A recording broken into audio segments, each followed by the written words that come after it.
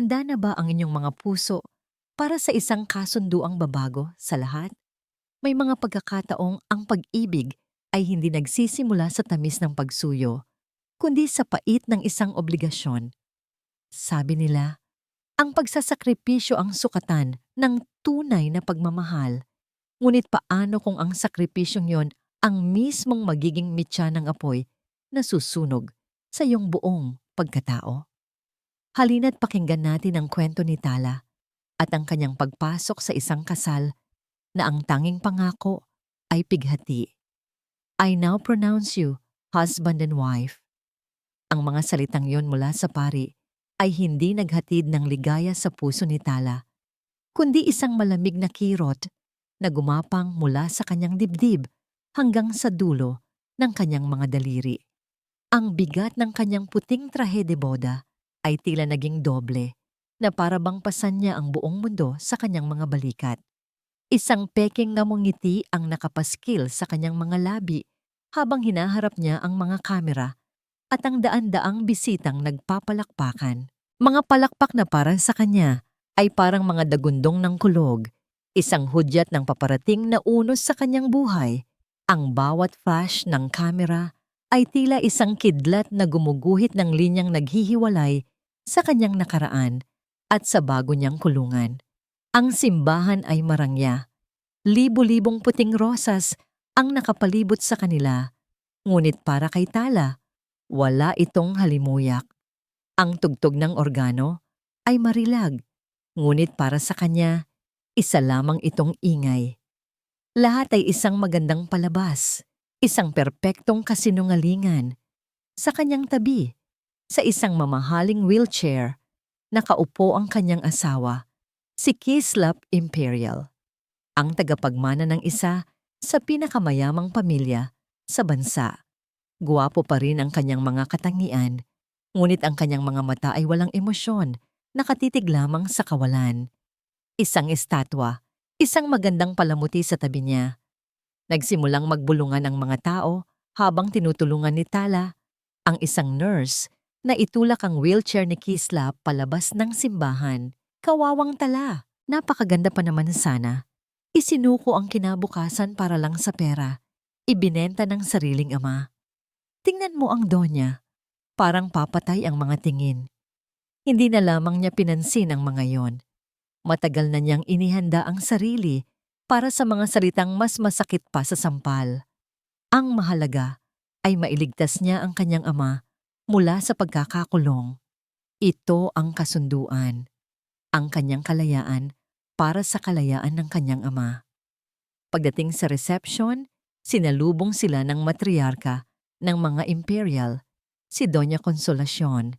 Nakasuot ito ng isang itim na bestida na lalong nagpatingkad sa kanyang malamig at mapanuring aura.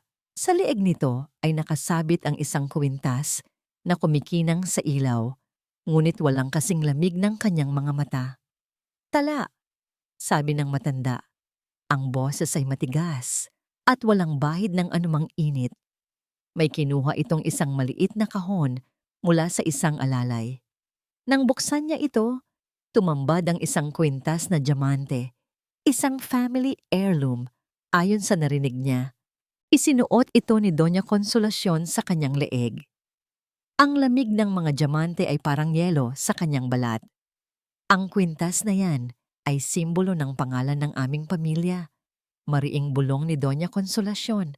Sapat lang para marinig ni Tala. Ingatan mo at huwag na huwag mong dudumihan ang pangalan ng mga imperial. Iyon ay hindi isang bilin. Isa yung babala. Tumango lamang si Tala, hindi magawang magsalita. Habang tinutulak nila ang wheelchair ni Kislap patungo sa kanilang mesa, aksidenteng nagdikit ang kanilang mga kamay. Napapitlag si Tala sa lamig ng balat nito. Walang init, walang buhay, walang anumang reaksyon. Muli, isang pakiramdam ng kawalan ng pag-asa ang bumalot sa kanya. Ito na ang kanyang magiging buhay. Ang mag-alaga sa isang lalaking hindi man lang alam na naroroon siya. Ang gabi ay lumipas na parang isang panaginip, isang masamang panaginip. Pagkatapos ng reception, Dinala sila sa Hacienda de Luz Viminda, ang mansyon ng mga imperial. Ang laki at gara nito ay nakakalula, ngunit ang katahimikan sa loob ay nakakabingi. Ang silid na para sa kanila ay mas malaki pa sa buong bahay nila noon. May isang malawak na kama sa gitna at sa isang tabi ay isang hospital bed kung saan maingat na inihiga ng mga nurse si Kislap. Matapos siyang bihisan at ihanda para sa pagtulog, isa-isa silang umalis. Iniwan si Tala sa gitna ng malawak na silid. Siya at ang kanyang asawa. Isang asawang natutulog o marahil ay gising ngunit walang malay sa mundo.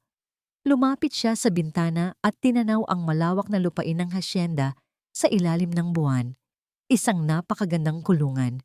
Dito na ba siya mamamatay? Sa piling ng isang estranghero? Hindi niya na napigilan ang mga luhang kanina pa niya pinipigilan. Sunod-sunod itong pumatak sa kanyang mga pisngi. Walang tunog. Tanging ang bigat sa kanyang dibdib, ang kanyang naririnig.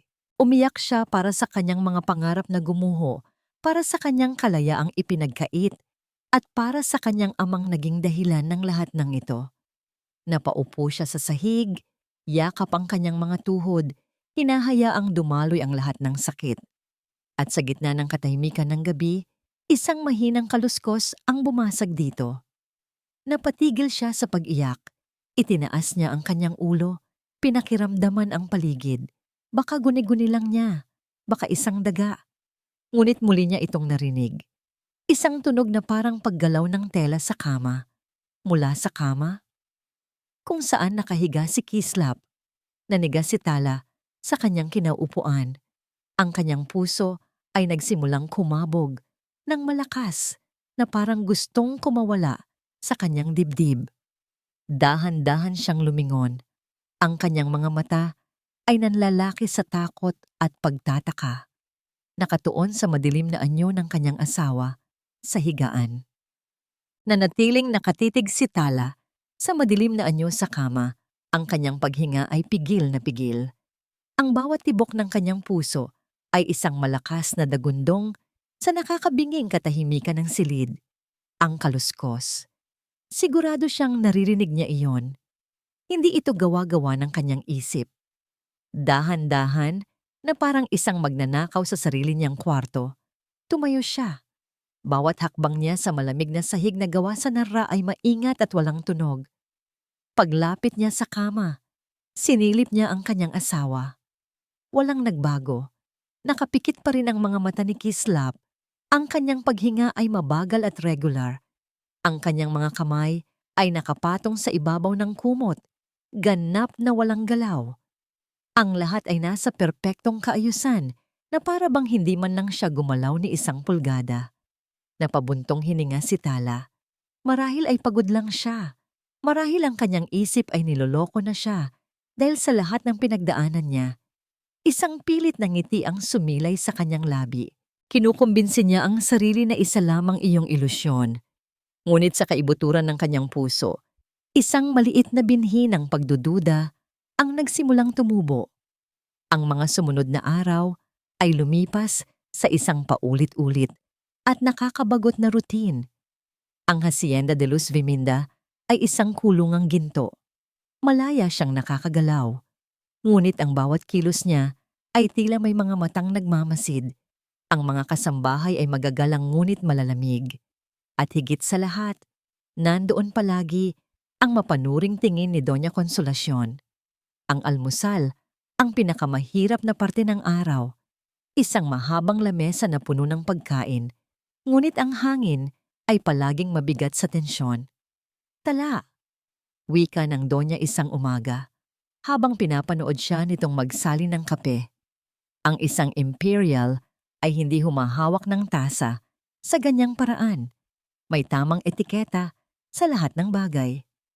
Hindi na lamang umimik si Tala at maingat na inayos ang kanyang pagkakahawak sa tasa.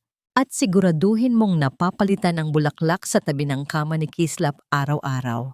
Dagdag pa nito, hindi man lang inaalis ang tingin sa kanya. Kahit hindi siya nakakakita, ayokong isipin niyang Pinapabayaan siya ng kanyang asawa. Bawat salita ay isang patutsada. Bawat utos ay isang paalala ng kanyang posisyon sa pamilyang iyon. Isa lamang siyang bayarang tagapag-alaga na nagkataong asawa ang tawag. Isang hapon, habang nag-iisa si Tala sa hardin, isang boses ang bumasag sa kanyang pag-iisip. Malalim yata ang iniisip mo, Hija. Paglingon niya, nakita niya si Silas Imperial, ang tiyuhin ni Kislap. Siya ang kapatid ng yumaong ama nito. Ngiti nito ay palaging tila maamo, at ang kanyang mga mata ay may kakaibang kinang. Siya lamang sa pamilyang yon ang nagpakita sa kanya ng kabaitan. Tito Silas, magalang niyang bati. Huwag kang mag-alala sa aking kapatid, sabi nito. Umupo sa tabi niya. Si Konsolasyon ay sadyang ganyan lamang. Mahigpit, ngunit nasa puso niya ang kapakanan ng pamilya. May iniabot itong isang libro sa kanya. Nakita ko ito sa aklatan. Naisip kong baka gusto mong basahin para malibang ka. Isang nobela ng pag-ibig. Napakabalintuna. Salamat po, sabi na lamang niya. Alam kong mahirap ang sitwasyon mo. Patuloy ni Silas. Ang boses ay puno ng pag-unawa. Pero tandaan mo, narito lang ako. Kung may kailangan ka, huwag kang mag-atubiling lumapit sa akin. Ngumiti si Tala, ngunit sa likod ng ngiting iyon ay may kakaibang kaba siyang naramdaman. May kung anong hindi tama sa paraan ng pagtingin ni Silas, na para bang sinusuri siya nito, na para bang ang bawat salita nito ay may mas malalim na kahulugan. Nang hapong iyon, dinala niya ang libro sa silid nila ni Kislap. Umupo siya sa isang silya sa tabi ng kama nito at nagsimulang magbasa ng malakas. Isa na itong nakasanayan niya. Kahit hindi siya sigurado kung naririnig siya nito, ang tunog ng kanyang boses ay nagbibigay ng kahit kaunting buhay sa tahimik na silid. Habang nagbabasa siya ng isang eksena tungkol sa dalawang nagmamahalang nagkahiwalay, napansin niya ang isang bagay. Isang halos hindi mahahalata, ngunit siguradong pagbabago sa paghinga ni Kislap.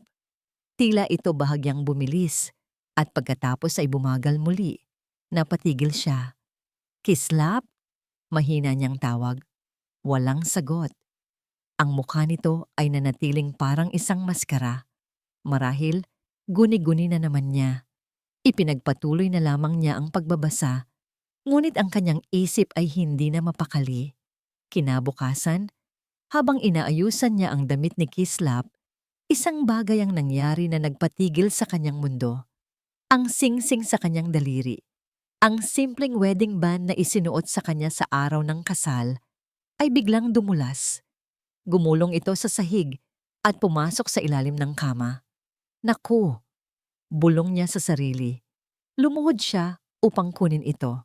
Pag-abot niya sa ilalim ng kama, aksidenteng nasagi ng kanyang kamay ang kamay ni Kislap na nakalaylay sa gilid ng higaan. At doon niya nakita yon.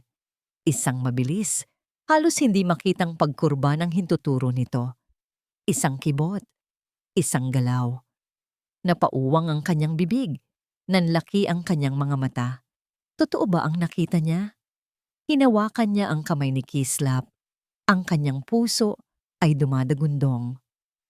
Kislap, naramdaman mo ba ako? Ang kamay sa hawak niya ay nanatiling malamig at walang buhay. Sinubukan niyang pisilin ito, walang tugon. Sinuri niya ang bawat daliri nito, walang galaw. Napasabunot siya sa kanyang buhok. Nababaliw na ba siya? Ang pag-asang makakita ng kahit anong senyales mula sa asawa niya ay nilalaro na yata ang kanyang isipan. Nang gabing iyon, habang hinahanda niya ang hapunan, tinawag siya ni Doña Consolacion. Tala, sabi nito, ang mukha ay seryoso. Simula bukas, hindi na si Nurse Gina ang mag-aalaga kay Kislap. Pinauwi ko na siya. Nagulat si Tala. Po? Bakit po? May nagawa po ba siyang mali? Si Nurse Gina ay mabait at matagal nang nagsisilbi sa pamilya. Umiling ang matanda. Wala. Kailangan lang natin ng pagbabago. Tumingin ito sa kanya ng diretso. Ang tiyuhin niyang si Silas ay may inirekomendang mas magaling. Bukas na bukas din ay darating siya. Isang malamig na kaba ang biglang gumapang sa buong katawan ni Tala. Si Silas, ang yaya na inirekomenda ni Silas. Bigla, ang lahat ng maliliit na piraso ng pagdududa na kanyang naramdaman. Ang kaluskos sa gabi, ang pagbabago sa paghinga, ang paggalaw ng daliri, at ang kakaibang kabaitan ni Silas ay nagsimulang magkabit-kabit sa kanyang isipan, bumubuo ng isang larawang nakakatakot at hindi niya maintindihan.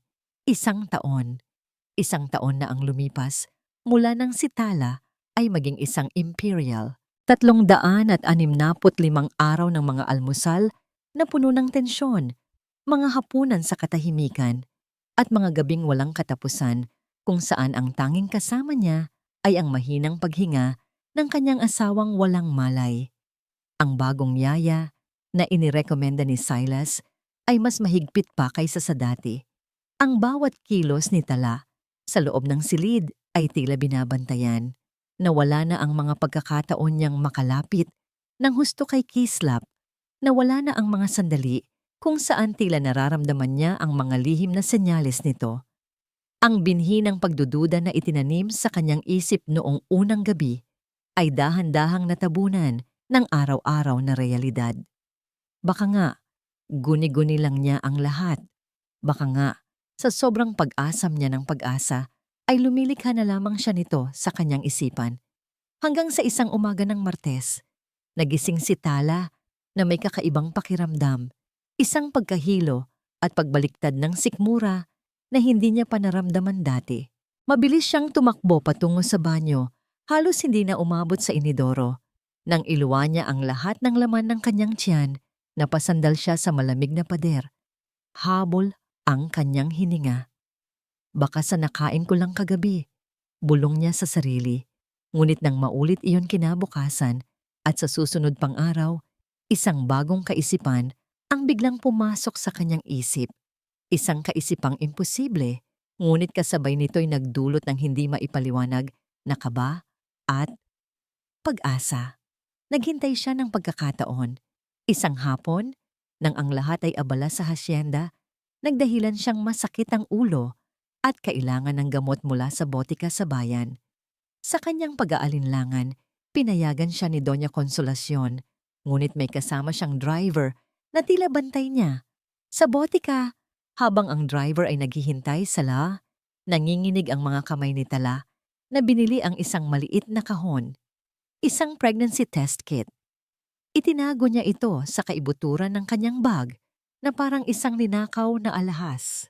Pagbalik sa hasyenda, dumiretso siya sa kanyang silid. Kislap was asleep. The new nurse was on her break. Ito na ang pagkakataon niya.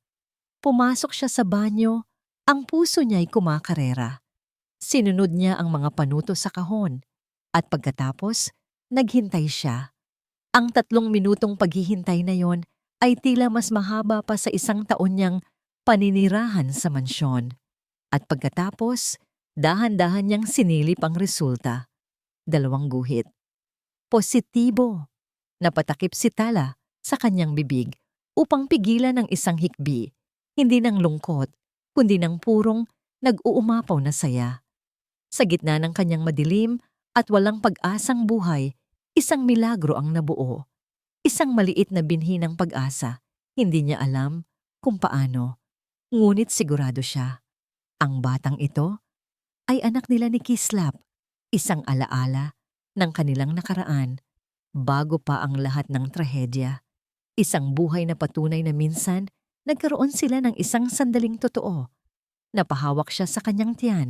Isang ngiti ang sumilay sa kanyang mga labi sa unang pagkakataon sa loob ng isang taon. Isang tunay, masayang ngiti. Ito ang kanyang lihim. Isang napakagandang lihim na magbibigay sa kanya ng lakas upang harapin ang bawat araw. Sa sobrang kagalakan, itinapon niya ang ginamit na test kit sa basurahan ng banyo at lumabas. Pakiramdam niya'y lumulutang siya sa hangin. Ngunit sa Hacienda de Luz Viminda, Walang lihim na nananatiling nakatago ng matagal. Kinagabihan, habang tinutulungan niyang kumain si Kislap, isang katulong, si Elena, ang pumasok upang maglinis ng kanilang banyo. May kung anong nakita ito sa basurahan. Dinampot niya ito nang may pagtataka at nang makita kung ano iyon, nanlaki ang kanyang mga mata. Mabilis at walang imik, itinago niya ito sa kanyang bulsa at nagmamadaling lumabas. Hindi na malaya ni Tala ang lahat ng iyon. Ang kanyang buong atensyon ay nasa kanyang asawa at sa maliit na buhay na ngayon ay kanyang dinadala. Ang sumunod na oras ay ang pinakamasayang oras ni Tala sa loob ng hasyenda. Ngunit ang kaligayahang iyon ay biglang winakasan ng isang utusan ang kumatok sa kanilang pinto. Senyora Tala, pinapatawag po kayo ni Doña Consolacion sa sala. Kinabahan si Tala, ngunit sinubukan niyang maging kalmado. Dahan-dahan siyang bumaba sa hagdanan. Ang sala ay tahimik. Nakaupo si Doña Consolacion sa kanyang paboritong silya na parang isang reynang naghihintay sa kanyang nasasakdal. Ang kanyang mukha ay mas malamig pa kaysa karaniwan. Sa maliit na mesa sa kanyang tabi, nakapatong ang isang pamilyar na bagay, ang pregnancy test kit. Nanigas ang buong katawan ni Tala. Ang kanyang dugo ay tila nagyelo sa kanyang mga ugat. Ano ito? Tanong ni Doña Consolacion. Ang boses ay mahinahon, ngunit may nakatagong bagsik. Hindi makapagsalita si Tala. Sumagot ka! Sigaw ng matanda. Ang kanyang kahinahunan ay biglang naglaho. Tumayo ito at hinarap si Tala. Huwag mong sabihing hindi ito sayo. Nakita ito ni Elena sa inyong basurahan. Sa akin po. Nauutal na sagot ni Tala. Isang matalim na halakhak ang kumawala sa mga labi ni Doña Consolacion. Isang halakhak na walang saya. Napakagaling. Napakagaling na artista. Isang taon ka pa lang dito, nagawa mo nang dungisan ang pangalan ng pamilya ko. Hindi po totoo yan. Ang batang ito, anak po ito ni Kislap. Depensa ni Tala. Ang mga luha ay nagsisimula ng mamuo sa kanyang mga mata. Ang sinabi niyang yon ay tila isang malaking insulto. Ang mukha ni Doña Consolacion ay namula sa galit. Lumapit ito kay Tala, ang mga matay nag-aapoy. Sinungaling! Alam ng lahat na pagkatapos ng aksidente, sinabi ng mga doktor na imposible nang magkaanak pa si Kislap. Imposible. Isang malakas na sampal ang dumapo sa pisngi ni Tala. Ang sakit at gulat ay gumuhit sa kanyang mukha habang hawak niya ang namumulang pisngi. Ang lahat ng pag-asa at kaligayahang naramdaman niya kanina ay biglang naglaho, napalitan ng takot at galit. Tinitigan siya ni Doña Consolacion. Ang bawat salita ay parang laso na tumatagos sa kanyang puso. Haliparot! Sino ang ama ng dinadala mo? Ang sampal ni Doña Consolacion ay hindi lang sa pisngi ni Tala tumama, kundi sa buong pagkatao niya. Ito ang selyo sa kanyang bagong katotohanan. Isa siyang bilanggo, isang makasalanan sa mata ng pamilyang hindi naman niya piniling maging parte. Pagkatapos ng gabing iyon, hindi na siya pinayagang lumabas ng silid, maliban na lamang kung kakain. Mga pagkain na inihahatid na rin sa kanya kalaunan. Ang utos ay malinaw. Ikinukulong siya hanggang sa malutas. Ang kahihiyang idinulot niya. Ang kanyang malawak na silid-tulugan ay naging isang marangyang selda. Sa ikalawang araw ng kanyang pagkakakulong, bumukas ang pinto. Pumasok si Silas Imperial. May daladalang isang tray ng prutas at isang nangiting puno ng pagkukunwaring pag-aalala. Talahija! Malumanay niyang sabi. Inilapag ang tray sa mesa. Pinakiusapan ko si Consolacion na payagan akong dalawin ka. Kamusta ang pakiramdam mo? Hindi sumagot si Tala. Nakaupo lamang siya sa tabi ng bintana, nakatanaw sa malayo. Anong sasabihin niya? Na durog siya? Na para siyang isang basahang itinapon matapos gamitin? Umupo si Silas sa silya sa tapat niya. Naiintindihan ko ang galit ni ate. Napakahalaga sa kanya ng pangalan ng aming pamilya. Huminga ito ng malalim. Pero huwag kang mag-alala. Kakausapin ko siya. Susubukan kong ipaintindi sa kanya ang panig mo. Sa wakas ay lumingon si Tala. Isang maliit na kislap ng pag-asa ang sumilay sa kanyang mga mata. Totoo po? Oo naman, sagot ni Silas. Ang kanyang mga mata ay tila mapagkakatiwalaan. Pero para matulungan kita, kailangan kong malaman ang lahat. Mayroon ka bang nakaaway dito sa hasyenda? Isang taong posibleng gustong gumawa ng kwento para siraan ka? Umiling si Tala. Wala po. Halos hindi nga po ako nakikipag-usap sa iba. Kahit sino? Giit ni Silas. Kahit isa sa mga hardinero o sa mga driver, minsan, ang mga simpleng ngiti ay nabibigyan ng ibang kahulugan ng mga taong may masamang hangarin. Biglang naalala ni Tala si Mang Lito, ang hardinero, na minsay binigyan niya ng gamot para sa ubo nito. Iyon lang. Ngunit sa paraan ng pagtatanong ni Silas, tila isang simpleng kabaitan ay maaaring maging isang malaking kasalanan. Nagsimulang manlamig ang kanyang mga kamay. Nakikita niya na ang patutunguhan ng usapang ito. May hinahanap si Silas na maisisisi. Wala po talaga, mariin niyang sagot. Tumango si Silas, tila nasiyahan na. Sige Hija, maniwala ka sa akin. Gagawin ko ang lahat para tulungan ka. Ngunit paglabas ni Silas sa silid, ang maamong nangiti sa kanyang labi ay napalitan ng isang mapanuyang nangisi. Kinahapunan, narinig ni Tala ang boses ni Doña Consolacion mula sa pasilyo. Kausap ang hepe ng kanilang seguridad. Ang bawat salita ay parang mga pako na ibinabaon sa kanyang puso. Imbestigahan ang lahat ng lalaking empleyado? Utos ng matanda. Ang boses ay matigas at walang awa. Tingnan ang kanilang mga record. Alamin kung sino ang madalas na nakakasalubong o nakakausap ng babaeng yan. Gusto kong malaman kung sino ang ahas na nagtago sa aking pamamahay. Napahagulol na lamang si Tala. Ang kahihiyan, ang iskandalo. Ipinikit niya ang kanyang mga mata at hiniling na sana ay isa na lamang itong masamang panaginip.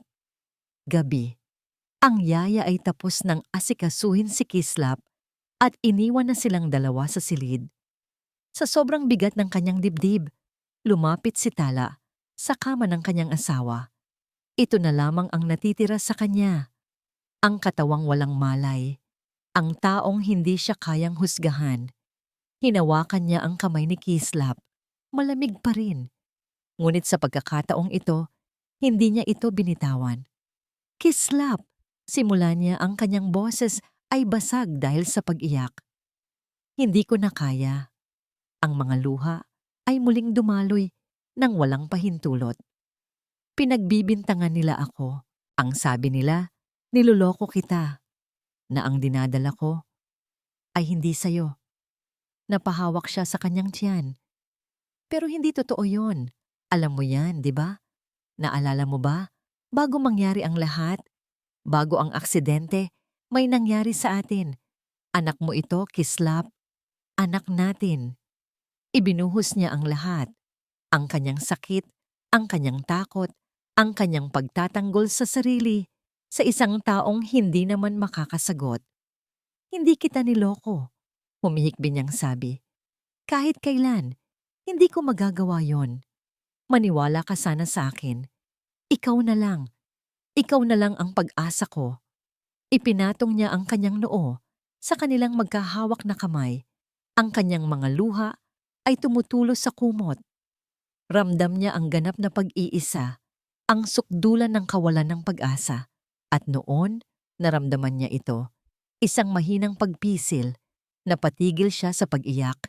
Itinaas niya ang kanyang ulo. Guni-guni lang ba niya iyon? Ngunit muli, itong nangyari. Mas malinaw sa pagkakataong ito. Ang mga daliri ni Kislap ay dahan-dahang humigpit sa paligid ng kanyang kamay. Hindi ito malakas, ngunit ito ay totoo. May intensyon Napatingin siya sa mukha ng asawa. Nakapikit pa rin ito. Walang pagbabago, ngunit ang pagpisil sa kanyang kamay ay hindi maikakaila.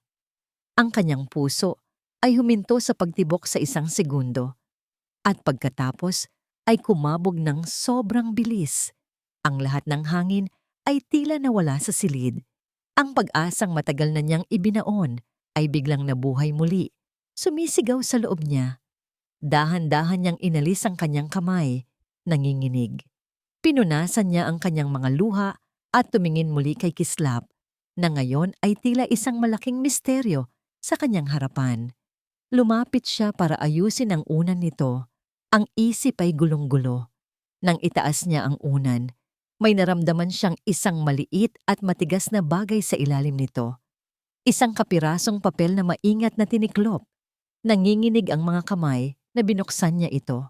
Sa loob, may isang salitang nakasulat sa pamilyar, ngunit nanginginig na sulat kamay. Isang salita na babago sa lahat. Magtiwala. Ang kadiliman. Ito ang aking mundo. Isang kadilimang hindi dahil sa kawalan ng ilaw, kundi dahil sa kawalan ng kakayahang gumalaw. Ang katawan kong ito, ang aking kulungan, at ang aking isip, ang tanging malayang bilanggo sa loob nito. Naririnig ko ang lahat. Ang pagaspas ng hangin sa mga puno sa labas ng bintana, ang mga bulungan ng kasambahay sa pasilyo, ang bawat paghikbi, bawat pighating pinipigilan sa pagitan ng mga paghinga. Naririnig ko si Tala. Ang kanyang iyak kagabi ay parang mga karayom na tumutusok sa aking kaluluwa. Bawat hikbi niya ay isang sampal sa aking walang silbing pagkalalaki.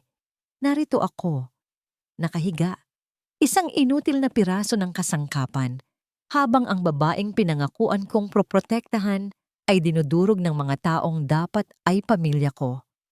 Anak mo ito, Kislap, anak natin. Ang mga salitang yon, paulit-ulit na tumatakbo sa isip ko na parang sirang plaka. At sa bawat pag-ulit, bumabalik ang isang alaala. Isang gabi, isang linggo, bago ang nakatakda kong proposal, isang malakas na ulan ang bumuhos kaya't hindi na siya nakauwi. Naroon kami sa aking rest house sa Tagaytay. Nakaupo sa harap ng fireplace, baso ng alak sa aking kamay, habang siya ay nakatingin sa apoy. Ang refleksyon nito ay sumasayaw sa kanyang mga mata. Ayokong matapos ang gabing ito, bulong niya. Hindi ito matatapos, sagot ko, hinahawi ang buhok na tumatakip sa kanyang mukha. Ito ang simula. At sa gabing iyon, sa ilalim ng kalmadong liwanag ng apoy at sa saliw ng patak ng ulan, nangyari ang hindi dapat. Walang pilitan, walang pagsisisi. Tanging dalawang pusong naghahanap ng kanlungan sa isa't isa. Ang gabing iyon ay ang aming lihim. Isang lihim na dapat ay susundan ng pangako ng habambuhay. Ngunit kinain ng trahedya ang pangakong iyon. Ngayon, ang bunga ng gabing iyon, ang anak namin, ang ginagamit nilang sandata para saktan siya. At ang nag-iisang utak sa likod ng lahat ng ito, ang aking sariling dugo, si Silas, ang aking mabait na tiyuhin, isang demonyong nagbabalat kayong anghel. Nakikita ko siya sa gilid ng aking mga mata kapag dumadalaw siya. Nakikita ko ang huwad na pag-aalala sa kanyang mukha habang kinakausap niya si Tala. Naririnig ko ang lason sa bawat salitang pagtulong na binibitawan niya. Hayop. Isa siyang hayop na nag-aabang sa dilim. Alam niyang ako ang target niya. Ang aksidente. Hindi iyon aksidente. At ngayon, si Tala at ang aming anak ang kanyang bagong laruan. Isang galit na nag-aapoy ang tanging nagpapanatili sa aking pag-iisip na buo. Ang galit na yon ang nagbibigay sa akin ng lakas. Bawat araw, kapag ang yaya na tauhan ni Silas ay nagbabasa ng magazine sa sulok o nagsa-cellphone, ginagawa ko ang aking mga ehersisyo. Mga ehersisyong walang nakakakita. Pinipilit kong igalaw ang dulo ng aking mga daliri sa paa. Ang pakiramdam, ay parang libu-libong karayom ang sabay-sabay na tumutusok dito. Ang pawis ay tumutulo sa aking sentido, ngunit ang aking mukha ay nananatiling isang blangkong maskara. Isa, dalawa, tatlo. Ganyan ang bilang ko sa isip ko. Bawat bilang ay isang maliit na tagumpay laban sa kulungang ito. Kagabi, nang hawakan ni Tala ang aking kamay at ibuhos ang lahat ng kanyang sakit, alam kong kailangan ko nang gumawa ng paraan. Ang kanyang desperasyon ang nagtulak sa akin na gawin ang pinakamapanganib na bagay. Pinisil ko ang kanyang kamay 1 beses, 2 beses. Ang buong lakas na naipon ko sa loob ng 1 taon ay ibinuhos ko sa simpleng galaw na yon. Isang sugal. Isang sugal na sana ay naintindihan niya. At ang sulat, iyon ang pinakamahirap. Isinulat ko yon 1 linggo na ang nakalipas sa isa sa mga gabing nagpapanggap na tulog ang yaya. Isang lapis na ninakaw ng aking loyal na physical therapist mula sa mesa at isang kapirasong papel. Inabot ako ng halos 1 oras para lamang maisulat ang isang salita. Ang bawat letra ay isang laban sa aking mga kalamnang ayaw sumunod. Pagkatapos, itinago ko ito sa ilalim ng unan, naghihintay ng tamang pagkakataon. Ang pag-iyak ni Tala kagabi, iyon ang pagkakataong yon. Ngayon, alam na niya. O sana, alam na niya na hindi siya nag-iisa. Nasa likod ng mga matang ito na tila walang buhay, may isang taong nakikinig, nagmamasid, at nagpaplano. Isang plano ng paghihiganti, isang plano para bawiin ang lahat ng ninakaw sa amin. Bigla, ang aking pag-iisip ay natigil. Isang tunog mula sa labas, mga yabag, papalapit. Pamilyar ang bigat ng bawat hakbang, si Silas. Sa isang iglap, ang lahat ng tensyon sa aking mga kalamnan ay pinakawalan ko. Ang aking paghinga ay bumalik sa dati nitong mabagal at halos hindi maramdamang ritmo. Ang aking isip na kanina'y isang nagngangalit na bagyo ay biglang naging isang kalmadong karagatan sa ibabaw. Ngunit sa ilalim nito ay nag-uumapaw ang puot at isang malinaw na plano. Bumukas ang pinto, nananatili akong isang estatwa, isang perpektong pagkukunwari. Ngunit sa loob-loob ko, ako'y isang mandirigmang naghihintay ng tamang oras para sumugod. Magtiwala. Paulit-ulit na binasa ni Tala ang salita sa maliit na papel hanggang sa halos mabura na ang tinta. Ang sulat kamay ay nanginginig. Halatang isinulat ng may buong paghihirap, ngunit walang duda. Iyon ang sulat ni Kislap. Ang parehong sulat na nakita niya sa mga lumang liham nito noong sila pa. Ang pagpisil sa kanyang kamay. Ang liham. Hindi siya nababaliw. Totoo ang lahat. Ang kaalamang yon ay hindi nagdulot sa kanya ng kapayapaan. Sa halip, ito'y nagtanim ng isang nakakabalisang katanungan sa kanyang isip. Kung si Kislap ay may malay, bakit siya nagkukunwari? At kanino siya dapat magtiwala? Sa mga sumunod na gabi, ang bintana ang naging kanyang himpilan. Mula roon, tinitingnan niya ang kadiliman ng hasyenda. Naghahanap ng kahit anong hindi pangkaraniwan. Kung may tinatago si Kislap, kailangan nito ng tulong mula sa labas. Imposibleng mag-isa lang niya itong ginagawa. Sa 3 gabi ng kanyang pagbabantay, may nakita siya. Isang anino.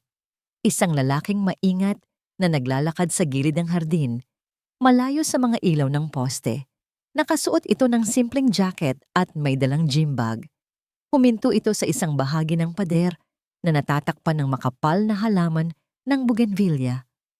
Sa isang iglap, nawala ito na para bang kinain ng dilim. Kinabukasan, nandoon ulit ang lalaki. Sa parehong oras, sa parehong lugar. At sa pagkakataong yon, nakikita ni Tala ang kanyang mukha nang tamaan ito ng sinag ng buwan. Hindi niya ito kilala. Hindi ito isa sa mga empleyado ng hasyenda. Isang plano ang nabuo sa isip ni Tala. Isang mapanganib ngunit kinakailangang plano. Kinagabihan, naghintay siya. Nang makita niyang papalapit na ang anino, dahan-dahan at walang tunog siyang lumabas ng silid. Ang yaya ay natutulog na sa maliit na kwarto nito sa baba. Bawat hakbang niya sa pasilyo ay isang kalkuladong panganib. Nakarating siya sa hardin. Malamig ang hangin. Nagtago siya sa likod ng isang malaking puno ng akasya. Ang puso niya'y kumakabog sa kanyang lalamunan. Hinintay niyang makalapit ang lalaki sa pader. "Sino ka?" Mahinang tanong ni Tala. Sapat lang para marinig ng lalaki. Natigilan ito at napalingon. Ang mukha ay puno ng gulat at takot. Isa itong lalaking nasa edad 40. Mukhang simple at disente. Wala po. Naligaw lang po ako." Nauutal nitong sagot, handa nang tumakbo. "Hindi ka naligaw," sabi ni Tala. Dahan-dahang lumalabas mula sa kanyang pinagtataguan. Ang mga kamay ay nakataas para ipakita na wala siyang masamang intensyon. "Gabi-gabi kitang nakikita." "Hindi ko alam ang sinasabi mo," giit ng lalaki. Umatras ng isang hakbang. Kinuha ni Tala mula sa kanyang bulsa ang nakatuping papel. "Pinagkakatiwalaan ka niya," sabi niya. Inuulit ang salita sa liham. Ang mga mata ng lalaki ay nanlaki. Ang pagtanggi sa kanyang mukha ay napalitan ng pag-aalinlangan. Tinitigan niya si Tala mula ulo hanggang paa. "Ako si Tala. Asawa niya ako." Dagdag niya, ang boses ay nagsusumamo. "At dinadala ko ang anak niya. Tulungan mo ako. Kailangan kong malaman ang totoo." Ang huling mga salitang iyon, ang tila bumasag sa pader ng pag-iingat ng lalaki. Huminga ito ng malalim. "Ang pangalan ko ay Ben. Ako ang physical therapist ni Sir Kislap." Sa isang liblib na bahagi ng hardin, sa ilalim ng isang puno, isinalaysay ni Mang Ben ang lahat. Ang aksidente ay isang tangkang pagpatay. Si Kislap ay nagtamo ng matinding pinsala, ngunit hindi ito ganap na naparalisa. Ang kanyang paggaling ay milagro, ngunit mabagal. Napagdesisyonan nilang ilihim ito na magpanggap siyang ganap na inutil para hindi na siya muling subukang patayin ng kung sino mang may gawa nito, na pinaghihinalaan nilang walang iba kundi si Silas. Bawat salita ay parang isang piraso ng puzzle na nabubuo sa isip ni Tala. Ang lahat ay nagkaroon ng kahulugan. Ang pagpapalit ng yaya, ang kabaitan ni Silas, lahat ay isang palabas. Kaya ba siya nagpapadala ng senyales?" tanong ni Tala. Tumango si Mang Ben. "Alam niyang nasa panganib ka lalo na ngayon.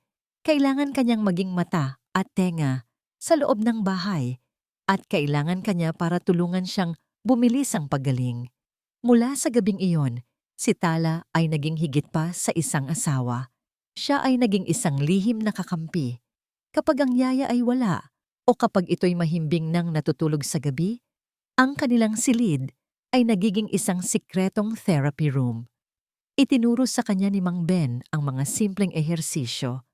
Sa simula, ang mga daliri lamang ni Kislap ang kaya niyang igalaw. Dahan-dahang ipinapatong ni Tala ang kanyang maiinit na kamay sa malamig na kamay nito. 1, 2, 3, bulong niya, habang tinutulungan itong ibaluktot ang mga daliri. Nakikita niya ang pagpipigil ng sakit sa mukha nito, ang pawis na namumuo sa noo nito.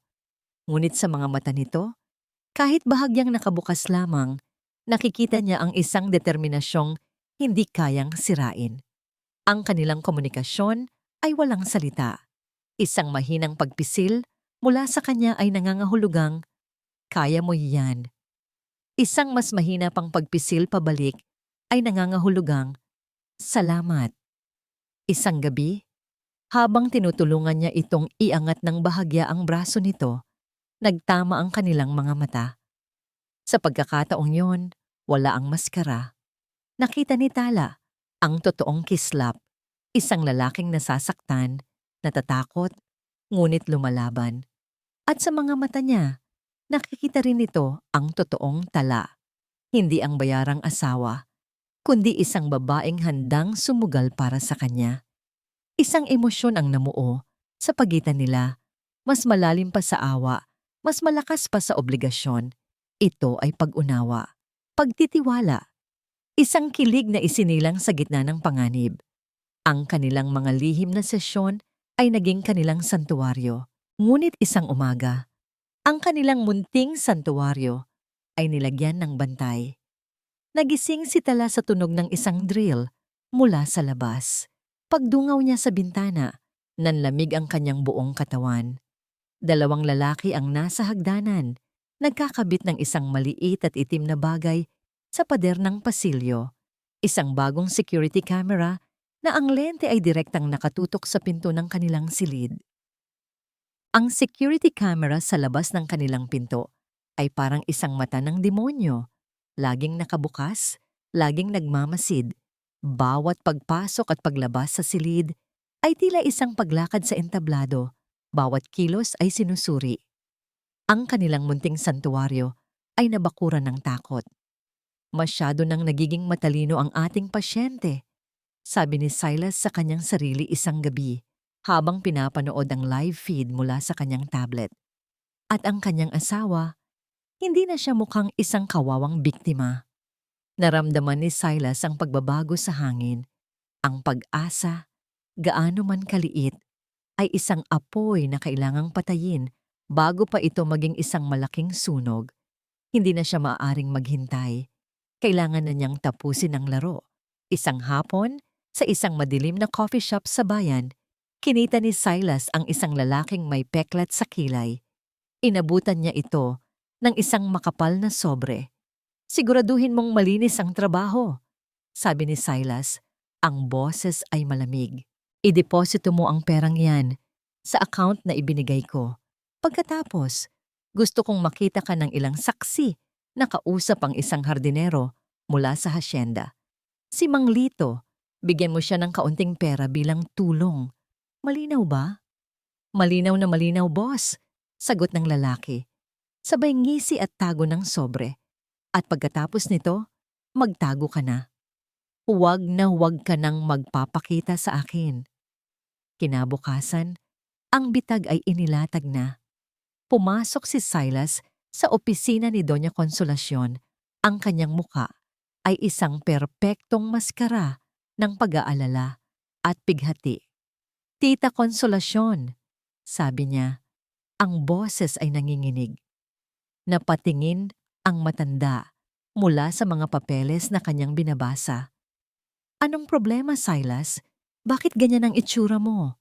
Inilapag ni Silas ang isang folder sa ibabaw ng mesa. "Ayoko sanang ipakita ito sa'yo, tita. Alam kong masasaktan ka. Ngunit bilang kapatid ni kuya, bilang tiyuhin ni Kislap, tungkulin kong protektahan ang pangalan ng pamilya natin." Napakunot ang noo ng Donya. Dahan-dahan niyang binuksan ang folder. Sa loob, naroon ang isang bank statement. Isang statement ng isang account na nakapangalan kay Tala Bonifacio. Nakasaad doon ang isang malaking deposito, halos kalahating milyong piso, na pumasok 2 araw lang ang nakalipas. Kasunod nito ay mga litrato, mga malabong litrato, nakuha mula sa malayo. Makikita si Mang Lito na may kausap na isang lalaking hindi pamilyar at may inaabot itong pera. "Anong ibig sabihin nito?" tanong ng Donya, bagamat ang kanyang boses ay nagsimula ng manghina. "Nag-imbestiga ako, tita," malungkot na paliwanag ni Silas. Ang lalaking iyan ay isang kilalang fixer. May mga record siya. Ang pera, iyon ang bayad para manahimik siya. Ang utos ay nanggaling kay Tala. "Hindi ako naniniwala," mariing sabi ni Doña Consolacion, ngunit ang panginginig ng kanyang mga kamay ay hindi niya maitago. "Tita, pakinggan niyo po ako." Pagsusumamo ni Silas, lumuhod sa tabi ng kanyang silya. Si Tala, hindi lang siya nagtaksil kay Kislap. Isa siyang manggaganso. Isang ahas na inalagaan natin sa ating tahanan. Ginamit niya ang hardinero para makipag-ugnayan sa lalaki niya sa labas. At nang malaman niyang buntis siya, sinubukan niyang pagkakitaan ang sitwasyon. Ito ay isang sindikato, isang planadong paninira sa ating pamilya. Bawat salita ni Silas ay isang patak ng lason na dahan-dahang kumakalat sa puso ni Doña Consolacion. Ang pagdududa na matagal na niyang pinipigilan, ang galit sa posibleng pagkakataksil, ay sinindihan ng ebidensyang nasa harapan niya.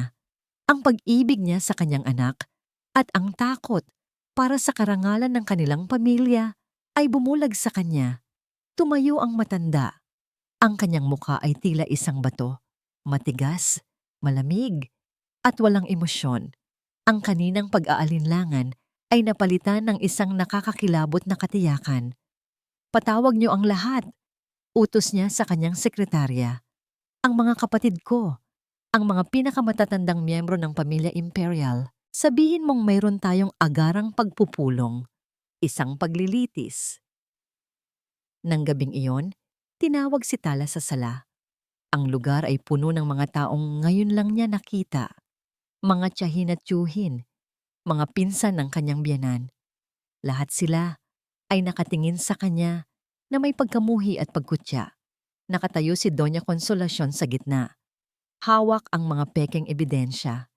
Tumingin ito kay Tala, hindi na bilang isang biyenan sa manugang, kundi bilang isang hukom sa isang kriminal. Tala Bonifacio Imperial, wika ng Donya, ang kanyang boses ay umalingaw-ngaw sa tahimik na sala. Bawat salita ay isang hatol. Ikaw ay napatunayang nagkasala, hindi lamang ng pagtataksil, kundi ng paninirang puri at pandaraya laban sa pamilyang ito. Walang nagbigay kay Tala ng pagkakataong magsalita. Walang nagtanong sa kanyang panig. Ang desisyon ay nagawa na bago pa man siya makababa ng hagdanan. Ayon sa tradisyon at batas ng pamilya Imperial na isinulat pa ng ating mga ninuno, may isang parusa para sa ganitong uri ng kasuklam-suklam na kahihiyan. Patuloy ng matanda, ang kanyang mga mata ay nagnininga sa galit. Humakbang ito palapit kay Tala. Ang anino nito ay tila lumalamon sa kanya. Sa araw ng paghuhukom, bulong nito, ang bawat salita ay isang pangako ng isang bangungot. Aayusan ka namin, aahitan ang iyong buhok at ipapaanod sa ilog. Iyan ang parusa sa kahihiyan. Ang sala ng Hacienda de Luz Viminda ay hindi na isang lugar ng pamilya. Ito'y naging isang korte. Ang mga mamahaling muebles ay isinantabi, pinalitan ng mga hanay ng silya na inuokupa ng mga taong may dugong imperial. Ang kanilang mga mukha ay walang awa, mga hukom na matagal nang nagbigay ng hatol. Sa gitna ng lahat, nakatayo si Tala. Nakasuot ng simpleng puting bestida na tila lalong nagpatingkad sa kanyang pamumutla. Ang bawat paghinga niya ay isang pakikibaka. Pakiramdam niya, lahat ng mata sa silid ay mga kutsilyong nakatutok sa kanya. Handa siyang pagpira-pirasuhin. Sa isang sulok, malapit sa malaking bintana, naroon si Kislap, nakaupo sa kanyang wheelchair. Walang pagbabago. Isa pa ring estatwa sa gitna ng kaguluhan. Ito ba ang pinagkatiwalaan niya? Isang katawang hindi kayang gumalaw para ipagtanggol siya?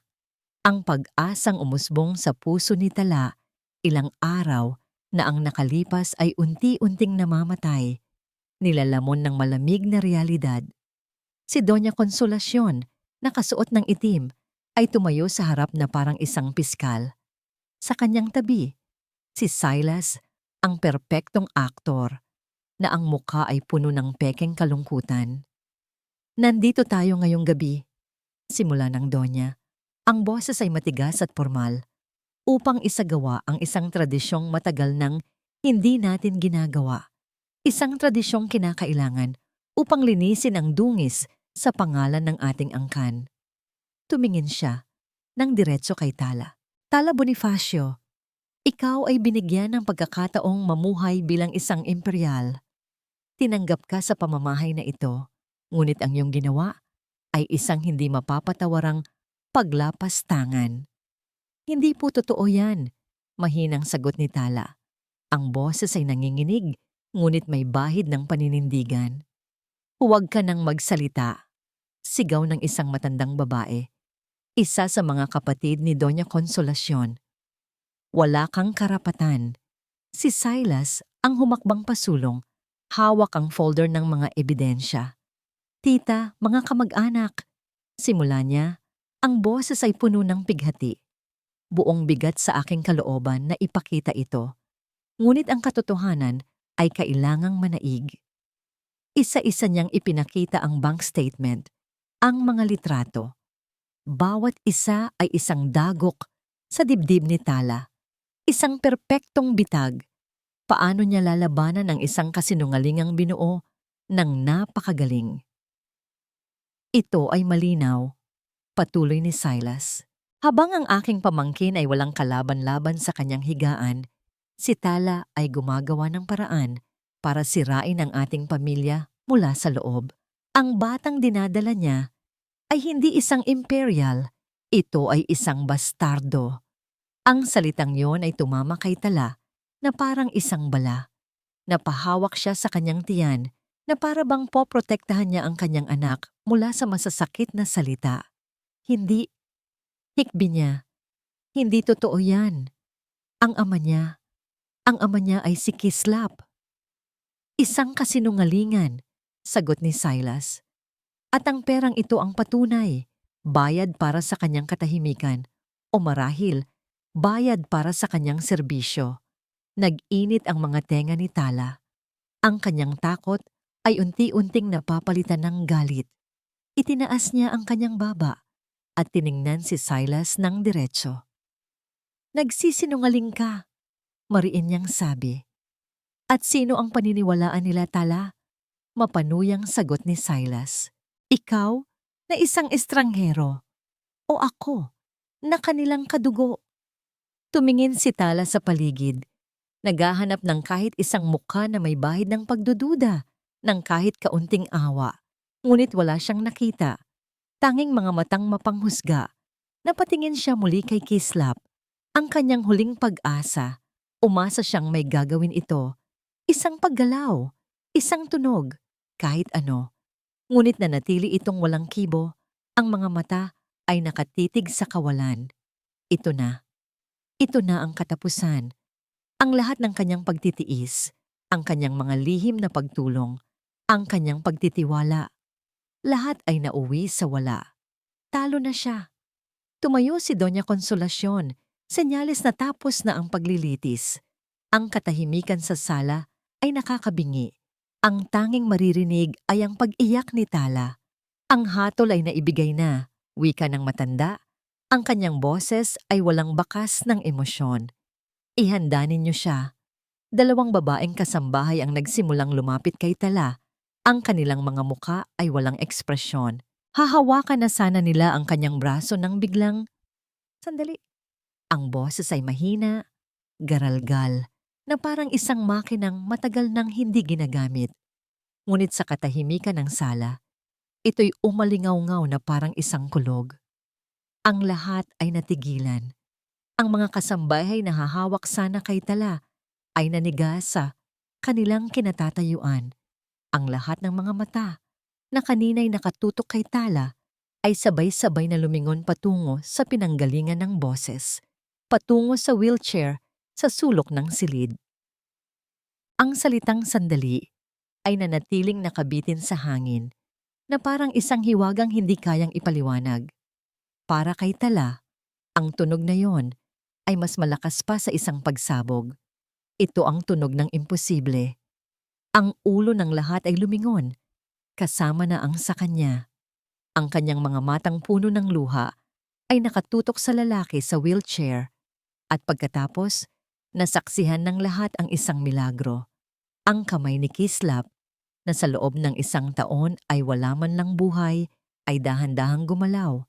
Itinukod niya ito sa braso ng wheelchair. Ang kanyang mga kalamnan ay nanginginig. Ang bawat hibla ng kanyang katawan ay tila sumisigaw sa hirap. Ang pawis ay nagsimulang mamuo sa kanyang noo. Ngunit hindi siya tumigil. Sa harap ng nanlalaking mga mata ng buong angka ng Imperial, sa harap ng mukha ni Silas na biglang nabura ang pagkukunwari at napalitan ng purong pagkabigla at takot. Si Kislap Imperial ay dahan-dahang tumayo mula sa kanyang pagkakaupo.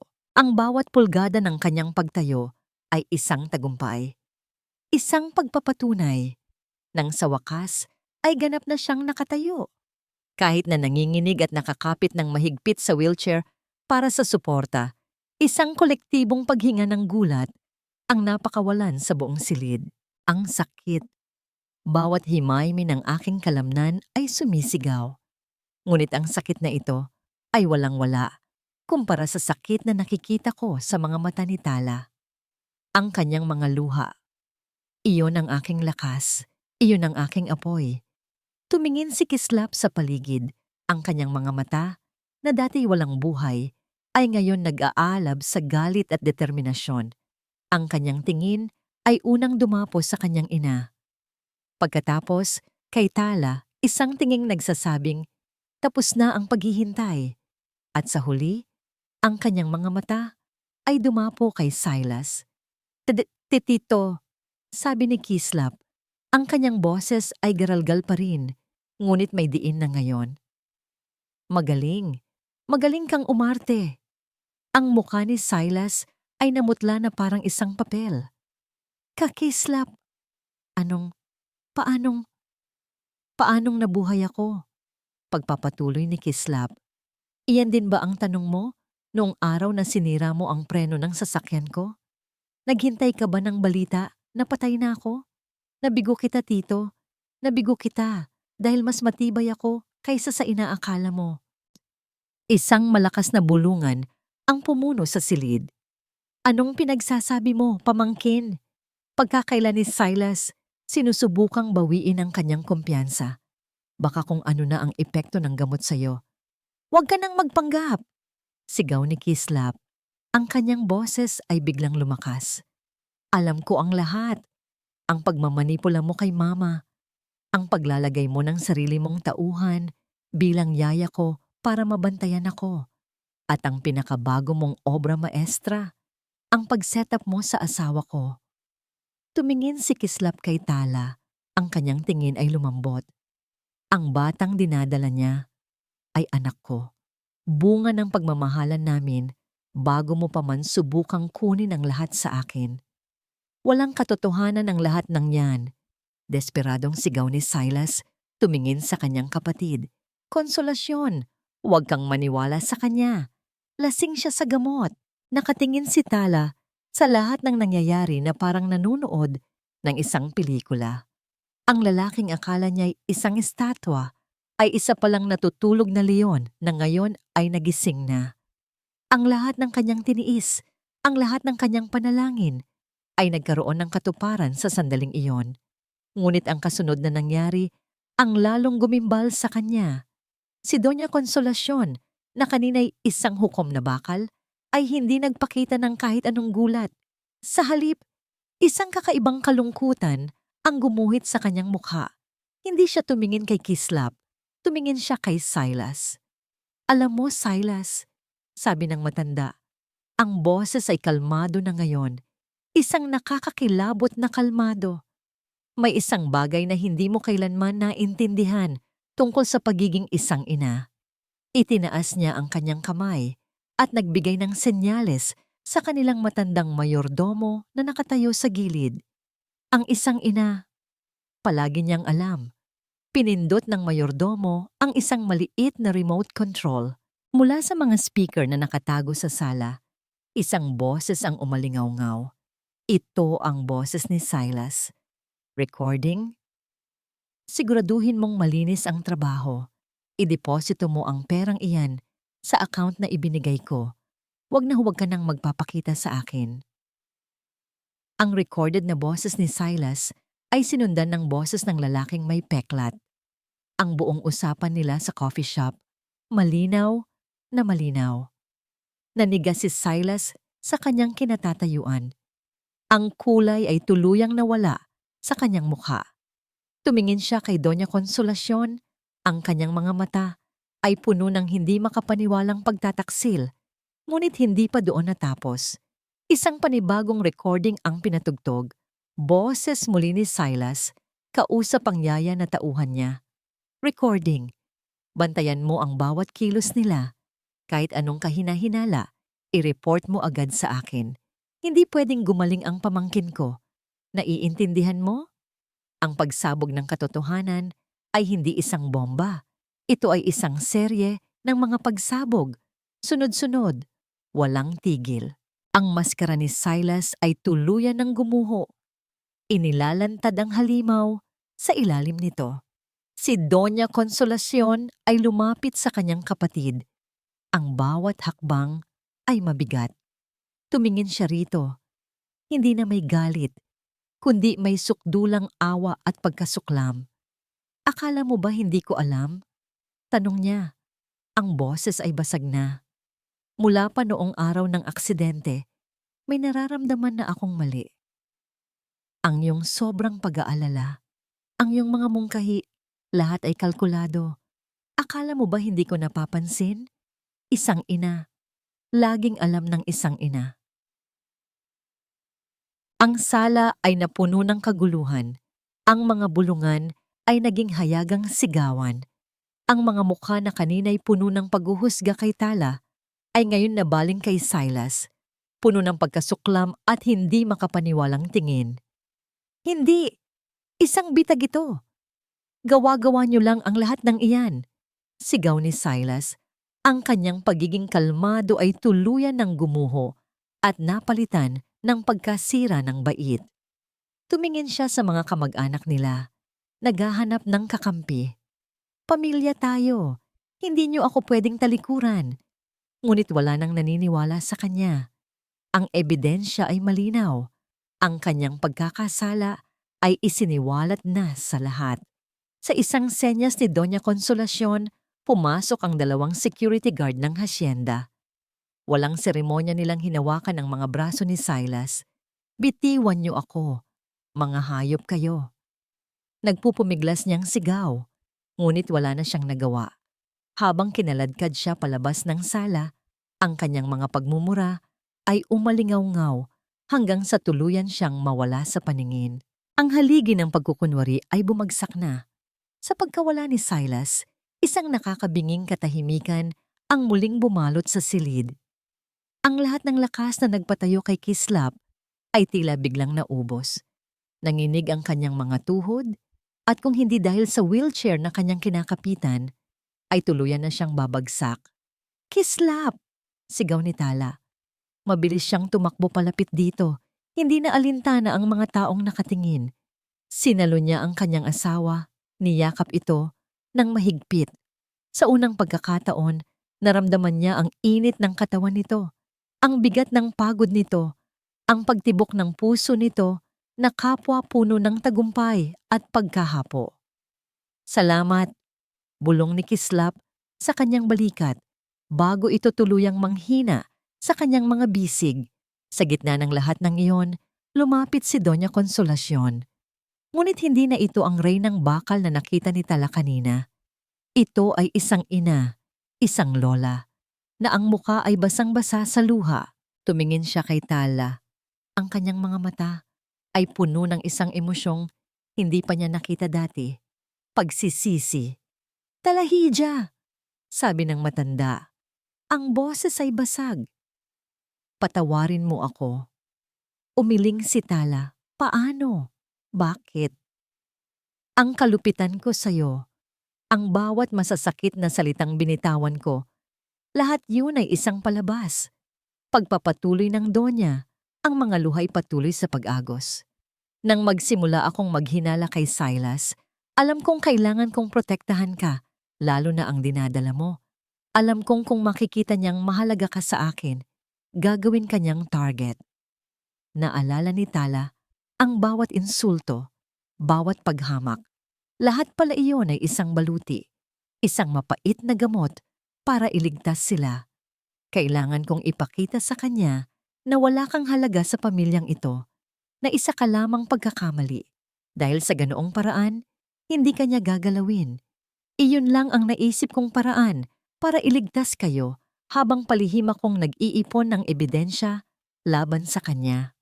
Hinawakan ng matanda ang kamay ni Tala. Patawarin mo ang isang ina na natakot para sa kanyang anak at sa kanyang apo. Patawarin mo ako.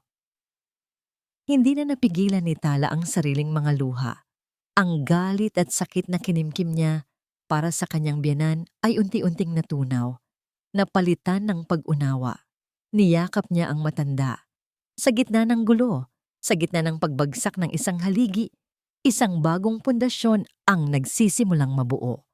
Ang ibang mga miyembro ng pamilya imperial ay isa-isang lumapit. Ang kanilang mga mukha ay puno ng kahihiyan.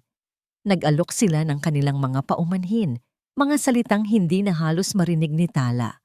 Ang tanging mahalaga sa kanya ay ang lalaking nasa kanyang mga bisig at ang bagong tuklas na pamilya na handang bumangon mula sa mga abo ng kasinungalingan. Agad nilang isinugod si Kislap sa Pag-asa Medical Center. Habang nasa biyahe, hindi binitawan ni Tala ang kamay nito. Nakita niya ang hirap sa paghinga nito, ang pamumutla ng kanyang mukha. Nanalo sila sa laban, ngunit ang digmaan para sa kanyang kalusugan ay hindi pa tapos. Pagdating sa ospital, mabilis itong inasikaso ng mga doktor. Naiwan si Tala at si Doña Consolacion sa labas ng emergency room, magkatabing nakaupo sa malamig na upuan, naghihintay. Lumipas ang halos 1 oras bago lumabas ang doktor. Ang mukha nito ay seryoso. "Kamusta po ang anak ko, Doc?" Agad na tanong ng Donya. Huminga ng malalim ang doktor. Stable na po siya. Ngunit, ang biglaang paggamit niya ng kanyang mga kalamnan matapos ang matagal na panahon ng inactivity ay nagdulot ng matinding strain. Nagkaroon ng pamamaga sa ilang bahagi ng kanyang spinal column. Masyado niyang pinilit ang kanyang sarili. Ano po ang ibig sabihin niyan? Nanginginig na tanong ni Tala. Tumingin ang doktor sa kanilang dalawa. Ang mga mata ay puno ng pag-aalala. Ang ibig sabihin po niyan, ang proseso ng kanyang paggaling, maaaring bumalik sa simula. O mas malala pa, maaaring magkaroon ito ng permanenteng epekto. Ang mga salita ng doktor ay nag-iwan ng panandaliang takot sa puso ni Tala. Ngunit ang takot na yon ay hindi nagtagal. Kung nagawa nilang lagpasan ang 1 taon ng kasinungalingan at panganib, ano ang ilang buwan pa ng pagsubok? Sa pagkakataong ito, hindi na sila nag-iisa. Magkasama na sila. Lumipas ang 6 na buwan. Ang prediksyon ng doktor ay bahagyang nagkatotoo. Ang paggaling ni Kislap ay naging mas mabagal at mas mahirap, ngunit hindi ito bumalik sa simula. Dahil sa bawat araw ng therapy, sa bawat masakit na ehersisyo, mayroon na siyang tala sa kanyang tabi. Isang tala na hindi na isang bayarang asawa, kundi isang tunay na katuwang. Ang kanyang lakas, ang kanyang inspirasyon. Ang Hacienda de Luz Viminda ay nagbago na rin. Ang dating malamig at malungkot na mansyon ay unti-unting napuno ng init at bagong buhay. Ang mga bulungan ay napalitan ng mga halakhak. Ang mga peking ng ngiti ay napalitan ng tunay na pagmamalasakit. Isang hapon, habang nagpapahinga sila sa hardin, abala si Tala sa pag-aayos ng mga gamit na kanilang pinamili para sa paparating na pagdating ng kanilang anak. Isang maliit na kuna, mga maliliit na damit, mga laruan. Mula sa kanyang likuran, naramdaman niya ang pagyakap ng isang pamilyar na mga braso.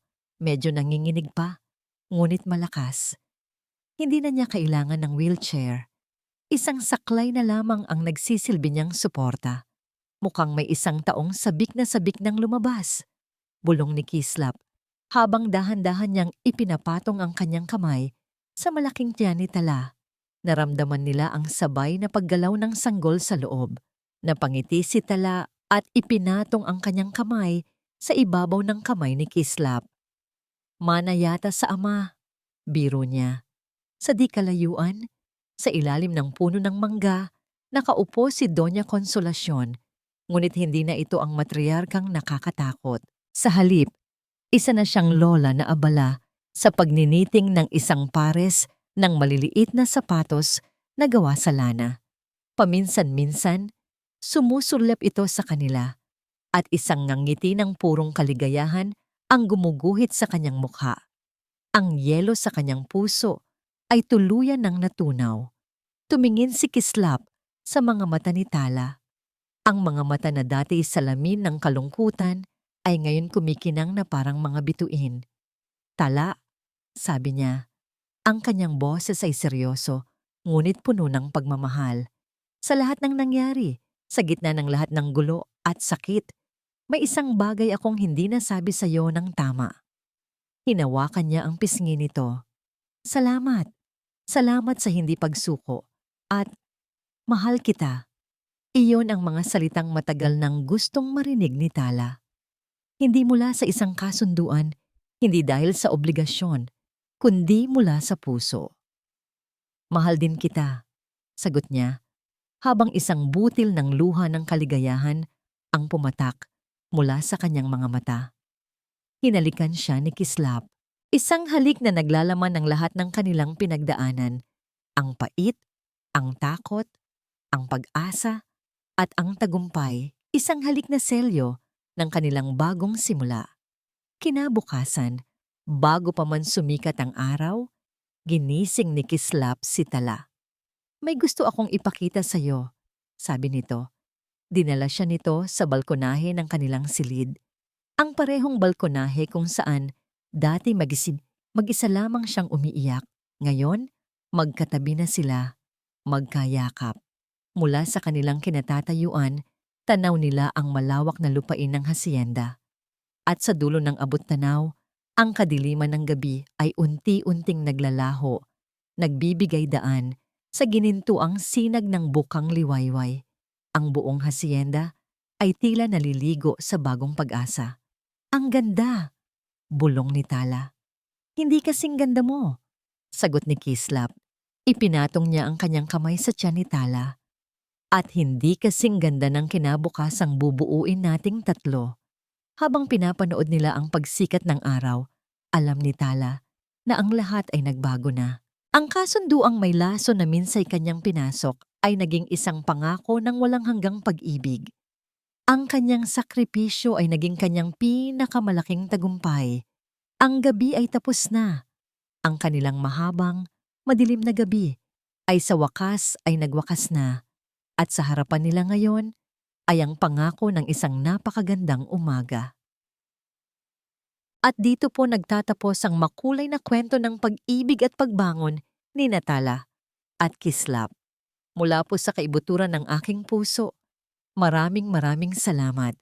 Salamat sa inyong walang sawang pag-antabay, sa pagsama ninyo sa bawat pagpatak ng luha ni Tala at sa bawat tahimik na pakikipaglaban ni Kislap. Habang binibigyan ko ng boses at buhay ang kanilang paglalakbay, hindi ko rin po maiwasang madama ang bigat ng kanilang mga pasanin at ang tamis ng kanilang tagumpay. Sapagkat ang kanilang kwento ay higit pa sa isang simpleng nobela. Ito ay isang paalala sa ating lahat na ang tunay na pag-ibig ay maaaring isilang sa gitna ng kasunduan at pait. At ito'y lalong tumitibay sa bawat pagsubok. Isang paalala na ang tunay na pagpapatawad sa sarili man o sa iba ang siyang susi sa kapayapaan ng puso. At higit sa lahat, isang paalala na gaano man kahaba o kadilim ang gabi, palaging may nag-aabang na bukang liwayway ng pag-asa. Ngayon, nais ko namang marinig ang inyong tinig. Aling bahagi ng kanilang kwento ang pinakatumatak sa inyong puso? Anong aral ang baon ninyo mula sa kanilang paglalakbay? Ang inyong mga saloobin ay napakahalaga po sa akin. Muli, ako po'y taos-pusong nagpapasalamat. Hanggang sa muli nating pagsasama sa panibagong kwento na ating bubuksan.